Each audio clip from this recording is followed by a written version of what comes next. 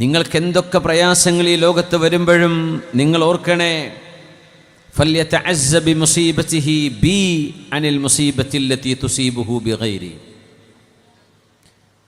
നിങ്ങളുടെ നബിയും റസൂലുമായ ഞാൻ നിങ്ങൾക്ക് നഷ്ടമാകുന്നത് കൊണ്ട് നിങ്ങൾക്കുണ്ടായ മുസീബത്ത് എത്രയാണോ അത്രത്തോളം ഇല്ലല്ലോ എൻ്റെ വീട്ടിലെ ഒരു മകനോ എൻ്റെ ഭാര്യയോ എൻ്റെ വാപ്പയോ ഉമ്മയോ വല്ലിപ്പയോ വല്ലിമ്മയോ എനിക്ക് നഷ്ടമാകുന്നത് എൻ്റെ റസൂലിന് നഷ്ടമായോടം എത്തിയില്ലല്ലോ എന്ന് നിങ്ങൾ ചിന്തിച്ച് ആശ്വസിക്കണം. കാരണം ഫഇന്ന അഹദം മിൻ ഉമ്മതി ലൻ യുസാബ ബിമുസീബത്തിൻ ബഅദി അശദ്ദ അലൈഹി മിൻ മുസീബതി. തിരുമേനി സ്വല്ലല്ലാഹു അലൈഹി വസല്ലമ തങ്ങളുടെ വിയോഗത്തിനോളം തങ്ങൾ നമ്മളോട് യാത്ര ചോദിച്ചു ഈ ലോകത്തോട് വിട പറഞ്ഞതിനോളം ഒരു പ്രയാസവും ഒരു നഷ്ടവും നിങ്ങൾക്കിനി വരാനില്ല. ആകാശലോകത്ത് നിന്ന് വഹയിൻ്റെ ചിറകുമായി ജിബ്രീൽ അലൈഹിസ്സലാത്തു വസ്സലാം ഭൂമിയിലേക്ക് ഇറങ്ങി വന്ന ആ വഹയിൻ്റെ വരവാണ് നിന്നുപോയിട്ടുള്ളത്.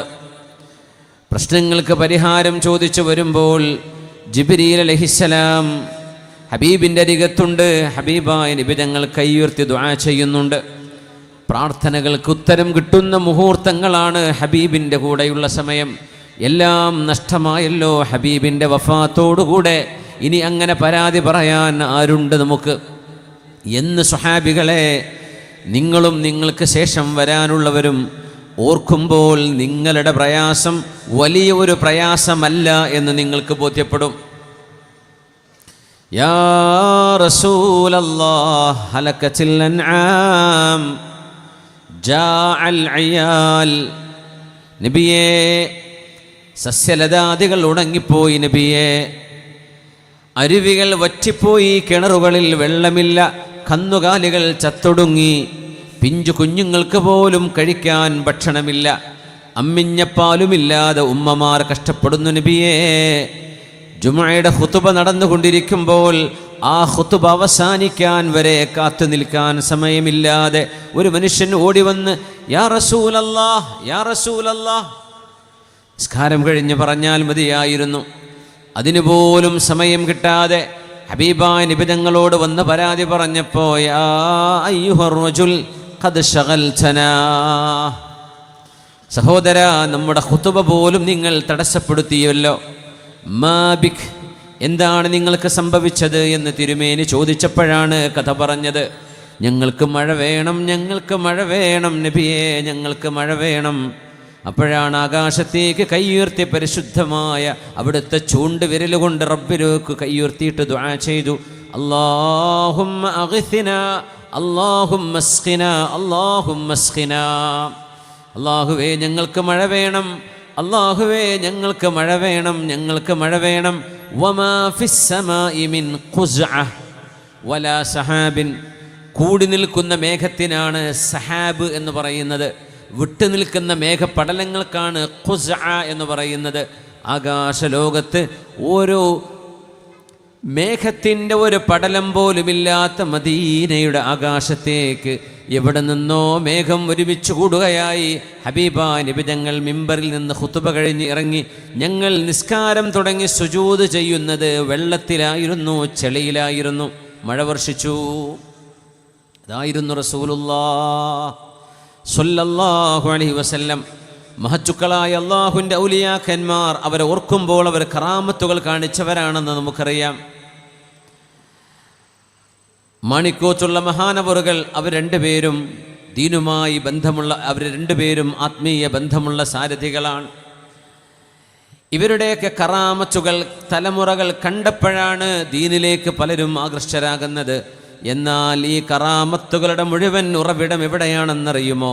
പരിശുദ്ധമായ മദീനയാണ്, അഷ്റഫുൽ ഖൽക്കിൻ്റെ മദീനയാണ്. ഇതൊക്കെ എത്തിച്ചേരുന്ന അതിൻ്റെ ഹെഡ് ഓഫീസ് എന്ന് പറയുന്ന ഹെഡ് ക്വാർട്ടേഴ്സ് പരിശുദ്ധമായ മദീനയാണ്. അങ്ങനെയാണെങ്കിൽ മദീനയുടെ മഹത്വം എത്രയായിരിക്കും? ലോകത്തുള്ള ഔലിയാക്കന്മാർ, ലോകത്തുള്ള സജ്ജനങ്ങളും സ്വാലിഹീങ്ങളുമായ മുഴുവൻ ആളുകളുടെയും കറാമത്തിൻ്റെയോ ബഹുമതിയുടെയോ അവരുടെ എല്ലാ മഹത്വത്തിൻ്റെയും ഉറവിടം ഹബീബിൽ നിന്ന് പഠിച്ചെടുത്തതാണ്, ഹബീബിൽ നിന്ന് കിട്ടിയതാണ്. നമ്മുടെ ഉമ്മമാരെക്കാളും നമുക്ക് ഏറ്റവും ബന്ധപ്പെട്ടത് നമ്മുടെ ഹബീബല്ലയോ? അന്നബിയു ഔലാ ബിൽ മുഅ്മിനീന മിൻ അൻഫുസിഹിം വഅസ്വാജുഹു ഉമ്മഹാതുഹും. അതുകൊണ്ടാണ് നമ്മുടെ ഉമ്മ മരണപ്പെടുമ്പോൾ വേദനയുണ്ട്. കാരണം ഈ ജീവിതത്തിൽ മനുഷ്യരിൽ നമ്മൾ അല്ലാഹുവിൻ റസൂലും കഴിഞ്ഞാൽ പിന്നെ മനുഷ്യരിൽ നമ്മൾ ഏറ്റവും കടപ്പെട്ടിരിക്കുന്നത് നമ്മുടെ ഉമ്മയോടാണ്. ഉമ്മയുടെ ഉദരത്തിൽ നിന്നാണ് നമ്മൾ ഭൂമിയിലേക്ക് വന്നത്. ഉമ്മയുടെ അമ്മിഞ്ഞപ്പാല് കുടിച്ചുകൊണ്ടാണ് നമ്മൾ വളർന്നത്. ഉമ്മയില്ലായിരുന്നുവെങ്കിൽ നമുക്ക് ഈ ജന്മമില്ല. എന്നാൽ നാളെ പരലോകത്ത് രക്ഷപ്പെടാൻ കഴിയുന്ന വിധം നമ്മളെ രക്ഷപ്പെടുത്തുന്നത് ഉമ്മയുടെ ഉദരത്തിൽ നിന്ന് വന്ന വരവോ അല്ലെങ്കിൽ ഉമ്മ നൽകിയ നമ്മുടെ മസൃണമായ സ്നേഹമോ അല്ലല്ലോ. പിന്നെയോ നാളെ രക്ഷപ്പെടാൻ കഴിയുന്നതിൻ്റെ കാരണം ഈമാനാണ്, ഹിദായത്താണ്. ഇത് കിട്ടാൻ നമുക്ക് നിമിത്തമായത് മുഹമ്മദ് റസൂലുള്ളാഹ് തങ്ങളാണ്. ഒരുപക്ഷെ 60, 70, 80, 100 വർഷം നമ്മളിവിടെ ജീവിച്ചു എന്ന് വിചാരിക്കുക. നാളത്തെ ജീവിതം നമുക്ക് സുരക്ഷിതമല്ലെങ്കിൽ ഈ 100 ആയുസ് കൊണ്ട് എന്ത് നേടാനാണ്? അല്ലാഹുവേ, നാളത്തെ പരലോകം ഞങ്ങൾക്ക് ഖൈറാക്കി തരണമേ റബ്ബേ. നാളത്തെ പരലോകം രക്ഷപ്പെടാൻ അല്ലാഹുവേ ഞങ്ങളെ സഹായിക്കണമേ. പരലോകത്ത് ഓരോരുത്തർക്കും പരിചയമുള്ള മുഴുവൻ ആളുകളും ശഫാഅത്ത് ചെയ്യുമെന്ന് പറഞ്ഞ ഹദീസിൻ്റെ അവസാനം റസൂലുള്ളാഹി സ്വല്ലല്ലാഹു അലൈഹി വസല്ലം തങ്ങൾ പറയുന്നുണ്ട്, ഖദ് ശഫഅ ശാഫിഊൻ. ഒരുപാട് ആളുകൾ ശഫാഅത്ത് ചെയ്തു കഴിഞ്ഞു. എത്രത്തോളം എന്നാൽ ഹത്തർ റജുലുല്ലദീ ജലസ മഅഹു ഫീ മജ്ലിസിൽ ഇൽം, ഇൽമിൻ്റെ മജ്ലിസിൽ നിങ്ങൾ ആരുടെയെങ്കിലും കൂടെ ഒരു സദസ്സിൽ ഇരുന്നിട്ടുണ്ടെങ്കിൽ, ഇൽമിൻ്റെ മജ്ലിസിൽ നിങ്ങൾ ആരുടെയെങ്കിലും കൂടെ ഇരുന്നിട്ടുണ്ടെങ്കിൽ അയാളോട് പോലും ഒന്ന് ശഫാഅത്ത് തരണേ എന്ന് മനുഷ്യൻ ആഗ്രഹിക്കുമെന്നും അവർ ശഫാഅത്ത് ചെയ്യുമെന്നും റസൂലുള്ളാഹി സ്വല്ലല്ലാഹു അലൈഹി വസല്ലം. ഇതൊക്കെ കഴിഞ്ഞാലാണ് ഹബീബിൻ്റെ ശഫാഅത്തുൽ ഉളുമാ. യൗമ യദ്ഉ ആദമുൻ വൽ അംബിയാ നഫ്സി നഫ്സി നഫ്സി നഫ്സി നഫ്സിയാ. യൗമ യദ്ഉ ഖൈറു ഖൽഖിൽ അംബിയാ ഉമ്മത്തി യാ ഉമ്മത്തി യാ ഖൗമിയാ. പരലോകത്തേക്ക് വരുമ്പോൾ ഹബീബിൻ്റെ കൺസേൺ അവിടുത്തെ കുടുംബമോ കണ്ണിലുണ്ണിയായ കരളിൻ്റെ കഷ്ണമായ ഫാത്തിമ ബീവിയോ അല്ല, എൻ്റെ ഉമ്മച്ചികളെ എന്ന് വിളിക്കുന്ന നബിയാണ് നമ്മുടെ നേതാവ് മുഹമ്മദ് റസൂലുള്ളാഹ്. എൻ്റെ കുടുംബമേ, എൻ്റെ മക്കളെ എന്ന് വിളിക്കുന്ന അമ്പിയാക്കന്മാർ, സ്വന്തം എന്ന് മാത്രം വിളിച്ചു ചോദിക്കുന്ന ആളുകൾ. അപ്പോഴാണ് ലോകത്തിൻ്റെ ഗുരു, എൻ്റെ അനുയായികളുണ്ട് റബ്ബേ, അവരിലെ പാപികൾക്ക് നീ പാപമോചനം നൽകണം, മാപ്പ് നൽകണം, സ്വർഗപ്രവേശനം നൽകണമെന്ന് അർശിൻ്റെ താഴെ പോയി സുജൂദിൽ കിടക്കുന്ന ഹബീബായ റസൂലുള്ളാഹി സ്വല്ലല്ലാഹു അലൈഹി വസല്ലം തങ്ങൾ. അതുകൊണ്ടാണ് പറയുന്നത്, എൻ്റെ മരണം, എൻ്റെ വഫാത്ത് നിങ്ങളുടെ ജീവിതത്തിൽ സംഭവിക്കുന്ന ഏതിനേക്കാളും വലുത് ഞാൻ കാരണം നിങ്ങൾക്കുണ്ടായ നഷ്ടമാണ്. അതുകൊണ്ട് നിങ്ങളുടെ മക്കളിലോ കുടുംബത്തിലോ വേണ്ടപ്പെട്ടവരിലോ മരണമോ അപകടങ്ങളോ സംഭവിക്കുമ്പോൾ എൻ്റെ റസൂലിന് ഏറ്റതുപോലെയൊന്നും എത്തിയില്ലല്ലോ എന്ന് നിങ്ങൾ ആശ്വസിക്കണമേ എന്ന് റസൂലുള്ളാഹി സ്വല്ലല്ലാഹു അലൈഹി വസല്ലം. അല്ലാഹു റബ്ബുൽ ഇസ്സത്ത് ആ ഹബീബിനോടുള്ള ആത്മബന്ധം അല്ലാഹു നമുക്ക് നൽകട്ടെ. ആമീൻ യാ റബ്ബൽ ആലമീൻ. فاصبر لكل مصيبة وتجلدي فاصبر لكل مصيبة وتجلدي واعلم بأن المرء غير مخلدي. ഏതൊരു വേദനിപ്പിക്കുന്ന അനുഭവം മനുഷ്യരിൽ നിന്നുണ്ടായാലും കൂടപ്പിറപ്പുകളിൽ നിന്നുണ്ടായാലും നാട്ടുകാരിലോ നാടറിയാത്തവരിലോ എവിടെ നിന്നെങ്കിലും ഒരു പ്രയാസമുണ്ടാകുമ്പോൾ അറിയണേ, ഫസ്ബിർ ലികുല്ലി മുസീബത്തിൻ വതജല്ലദി വഅലം ബിഅന്നൽ മർഅ ഗൈറു മുഖല്ലദി. എപ്പോഴും ജീവിക്കാൻ വന്ന ഒരു ജീവിതമല്ല ഇതെന്ന് മനുഷ്യനെപ്പോഴും ഒന്ന് ഓർത്തെടുക്കണമേ. എപ്പോഴും നിൽക്കുന്ന ലോകമല്ല ഇത്. എപ്പോഴാണോ അള്ളാഹുവിൻ്റെ വിളിക്കുത്തരം നൽകേണ്ടത് എന്ന് പോലും അറിയാതെയാണ് ഞാനും നിങ്ങളും ജീവിച്ചു കൊണ്ടിരിക്കുന്നത്. യാ അല്ലാഹ് വസ്ബിർ കമാ സബറൽ കിറാമു ഫഇന്നഹാ നവബുൻ തനൂബുൽ യൗമ തുക്ഷഫു ഫീ ഗദീ അമാ തറാ അന്നൽ മസായിബ ജുമ്മതൻ വതറൽ മനീയത ലിൽ ഇബാദി ബിമർസദീ. ചരമകോളങ്ങളിൽ മരണവാർത്തകളിൽ നമ്മുടെ ഒരു പേരും നമ്മുടെ ഒരു ഫോട്ടോയും പ്രത്യക്ഷപ്പെടുന്ന നാൾ എന്നാണെന്ന് പോലും അറിയാതെയാണ് ഈ ജീവിതം. അതുകൊണ്ടാണ് നബി തങ്ങൾ പറഞ്ഞത്, ഒരു മനുഷ്യൻ ചെയ്യുന്ന ചിന്തകളിൽ വെച്ച് ഏറ്റവും പ്രതിഫലമുള്ള ചിന്ത എനിക്കൊരു മരണമുണ്ട് എന്ന് മനുഷ്യൻ ചിന്തിക്കുന്നതാണ്. കാരണം അവൻ്റെ അഹങ്കാരം താഴെ വരും, അവൻ്റെ താൻ പോരിമ താഴെ വരും, ഞാൻ എന്തോ ആണെന്ന ഭാവം ഇല്ലാതെയാവും. മണ്ണിലേക്ക് മിൻഹാ ഖലഖനാകും വഫീഹാ നുഈദുകും വമിൻഹാ നുഖ്രിജുകും താറതൻ ഉഖ്റാ. മണ്ണിൽ നിന്ന് നിന്നെ പടച്ചു, മണ്ണിലേക്ക് നിന്നെ ഞാൻ മടക്കുകയാണ്, ഈ മണ്ണിൽ നിന്ന് വീണ്ടും ഞാൻ നിനക്ക് പുനർജന്മം നൽകുമെന്ന വചനങ്ങളാൽ ഒരു പിടി മണ്ണ് വാരിയിടുമ്പോൾ ഓർക്കേണമേ, ഞാൻ ആരുടെ മേലാണോ മണ്ണ് വാരിയിടുന്നത്, ഇനി എൻ്റെ മേൽ മണ്ണ് വാരിയിടപ്പെടുന്നൊരു ദിവസം വരാനുണ്ട്. കുല്ലുക്കും മിൻ ആദം. പുണ്യ നബി തങ്ങൾ പറഞ്ഞു, എന്തിനാണ് അഹങ്കാരം, എന്തിനാണ് മേന്മ നടിക്കുന്നത്? കുല്ലുക്കും മിൻ ആദം വആദമു മിൻ തുറാബ്. നിങ്ങളൊക്കെ ആദമിൻ്റെ മക്കളല്ലയോ അലൈഹിസ്സലാം. ആദം നബിയാണെങ്കിലോ മണ്ണിൽ നിന്നല്ലയോ വന്നത്.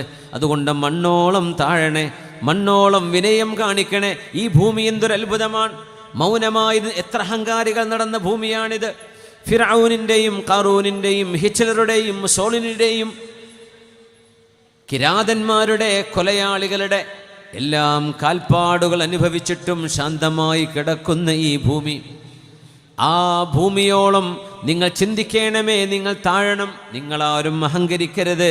അൽ കിബിരിയാഉ റിദാഇ, അഹങ്കാരം എൻ്റെ മേലങ്കിയാണ് എന്ന് അള്ളാഹു പറയുന്ന ഒരു ഖുദ്സിയായ ഹദീസുണ്ട്. അതുകൊണ്ട് മനുഷ്യനെ വിനയാന്വിതമാക്കുന്ന ഒന്നേ ഒന്നുള്ളൂ, അത് മരണത്തെക്കുറിച്ചുള്ള ഓർമ്മയാണ്. മാ അസ്വാബ മിൻ മുസീബത്തിൻ ഫിൽ അർളി വലാ ഫീ അൻഫുസികും. ബിസ്മില്ലാഹിർ റഹ്മാനിർ റഹീം. മാ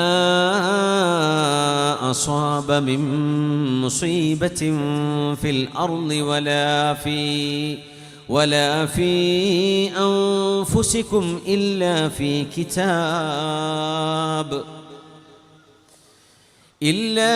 كتاب من قبل أن نبرأها إن ذلك على الله يسير لكي لا تيأسوا على ما فاتكم ولا تفرحوا بما آتاكم والله لا يحب كل مختال فخور. ഭൂമിയിലും നിങ്ങളുടെ ശരീരത്തിലും നടക്കുന്ന എല്ലാ വിപത്തുകളും